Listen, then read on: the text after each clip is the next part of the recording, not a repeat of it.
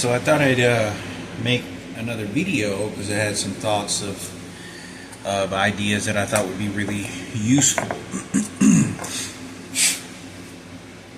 And the reason I talk about this is because, you know, when I was with Cisco, this is about the old crew I used to hang out with, the old friends in high school, very close. We used to play video games all the time. I recall telling this to Richard, and I'm going to say Cisco, maybe even. And I know that I mentioned this before even more than once. But we were at McDonald's, and it was kind of it sort of felt difficult because, you know, Michael Jackson is a sort of flamboyant person, right? He doesn't fit the manly character of like a manly, you know, mountain man or some shit. He's the opposite of that. So when you bring him up and knowing that, you know, Richard and all these other guys knew I was straight, it's either they feel that I'm robbing something from them, or I'm making fun of that, but it's not really accepted. It's just like the entire gay community attacked me because of Michael Jackson. It's like they went after Frankie, my mother. They didn't give a shit. It was just all about gay, Michael Jackson, the community, the presidential power. They don't give a fuck, and you die that way. There's no God that shows up to save your ass. And I say this because I remember mentioning it, and I was like walking to McDonald's, like, damn, I know this sounds crazy, but I always have vivid dreams. I think I met Michael Jackson, like here or something. He was. And I was telling him this again. Now let me tell you this when I say this again. I'm sitting in John Basili's garage, and I tell him, and I'm 16 years old. I'm like 15 or 16, I just started DJing. And in there, you know, we're rolling joints or smoking, and I look at John, I said, you know, after, you know, he was sitting behind the deck, so the music's turned off, and I don't know what he was doing. He was doing something with the knobs or something. And I'm sitting on the couch, and I said, damn, dude, I think I met Michael Jackson. I don't know, I had this vivid dream, or I don't know if it was a dream, but I think I met him. And I said it just like that. I was like, I don't know, like, why do I feel like I seen this guy or met him at McDonald's? I didn't know they had recording devices in John Basili's garage, but I told him this, and we used to draw sort of chalk, glow-in-the-dark chalk paint, or like glow-in-the-dark paint all over his ground in his garage to make it all like a hippie, like it was a hippie environment, because we were kind of like hippies, and it had a 1970s couch and shit. But anyway, when we were in his garage, I remember he mentioned it more than once, and I think I want to even said it again to Anthony. I was like, yeah, I don't know, I think but you don't understand that when I'm having this conversation, it's very dismissal and vague. So when I say this, like, I'm concerned, like, I can't tell, like, nobody's telling me if I did or not. Like, I used to have pretty vivid dreams, like I was there when I was a kid, or when I was pretty young. They seemed very real, very vivid. But this was like, no, I think, damn, you know, because nobody fucking told me. And I'm sitting there, nobody says nothing. Next couple of days, I go to my probation officer's office at the Carrollton Police Department. I have to check in twice a week, then the next week 3 times a week, then the next week twice a week. And my probation officer walks over to me, looks at me, and goes, and like doesn't tell me that Michael Jackson, or she looks at me and she goes with her eyes open, like, it goes like that. It doesn't ring a bell. I'm not attaching Michael Jackson with now this person. Probation officer is infatuated, and I don't know if this person was a transgender or not. Could have been. I think they could have been. This is the person my mother also told that she was having sex with my dad, and my dad couldn't get an erection. He was getting old, and it was bothering my mother so much that she couldn't have sex, and she's a woman. And that's one of the people she said this to. And I was watching my mother's face, and I can see his reaction. So if this person was a transgender, now I can tell you more information on how my mother was behaving. Anyway,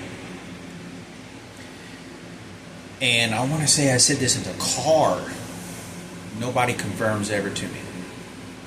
And I want to say I said this to Cisco when I was 16. And one of the reasons I want to bring this up conversation is because I had dinner or I had lunch with Cisco at a restaurant. And when I went to the restaurant, I told him, and I said, it was like, yeah, man, it was like, you know where we used to all go to McDonald's, like right after high school? That's where it was. Matter of fact, the street name is Jackson. His name, he had a street named after him, was Jackson. And he looked at me like, and it almost kind of seems like to me like he's thinking that I knew the whole time and just kept it a secret, and that's not the case. And this is not a tool for me to use as a weapon for anybody. You don't understand that nobody's registering and confirming any of this shit. Again, I'm 20.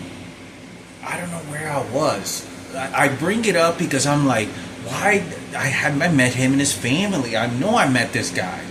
But, you know, it was never brought up in our house. I'm telling you, no one ever said anything about it in our house. No one.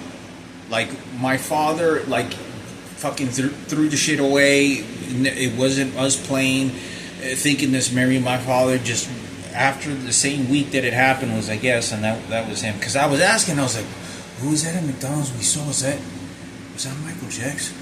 And I remember just feeling like robbed.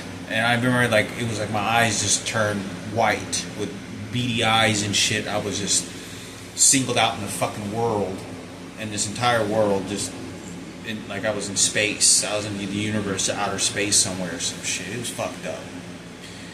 It was such an overwhelming feeling as a kid to experience, because I was completely thinking to myself, I'm a fucking kid. How could you fucking do this to a fucking kid? I was like, and I remember thinking that I'm just a fucking kid. You just threw an atomic bomb on me. I'm fucking 5 years old. And I just, like, my eyes like a vampire or some shit. Anyway, so, and that was it. I'm telling you, when I told my mother in the kitchen, she was like, oh, you met a human being, that's nice. Oh.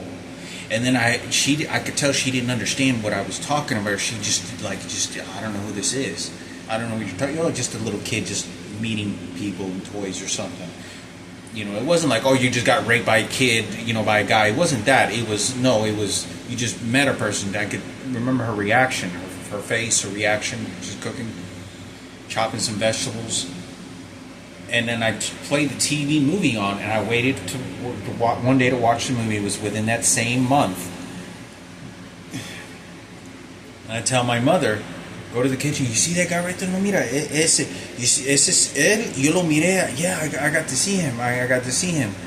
And she goes, and she looks at the TV, and she'll go, oh. And she looks at me like, oh. And the reason she says this is because, okay, understanding the process of life, at least in these circumstances, my mother's choices, no education from a foreign country, what options are your choices are going to be to have a life? Well, she knows that sex, prostitution, doesn't do drugs, drink, wants a life. My mother's scavenging for the trash of life, right? You come into a foreign country. People see that my biological father was so much older than my mother as rape, or they didn't blame my father, Raymond Palomo, because he was so old and he thought he was gay, which he was, but he was fucking my mother. So what happens is that my mother understands that when there's a healthy man, just like in the real world that we live in, women look, you know, when they don't have money, you have to take what you can get. And you understand that better when you have less. And the thing is that she understands that if there's a healthy man that shows up, strong, healthy, firm, like my biological father, take it. He may be older, but he'll give you healthy children. He's more likely to give you healthy children. Strong, healthy, for the future generation. That kid can grow up taller, bigger, stronger, because you know you're always vulnerable. You're more likely to always gravitate because of your choices. My mother has no money. She's does no education, poor, nowhere to go. Already has one kid. She already has my brother. You got to remember that. My brother Frankie, she had already had Frankie. Frankie, I don't know when my biological father met my mother or where they met up. But that was the situation with that, is that you have your options, that you can take what you can get. Otherwise, you're not going to get an opportunity. You can't just say, oh, I'm going to get a better job later and go get on, an education. This is a different time and a different era, and your situation is very different. So it's easy to manipulate and take advantage of that as well. So it's easy to blame that on my biological father, and Ken Cooper say, oh, well, she's just dumb.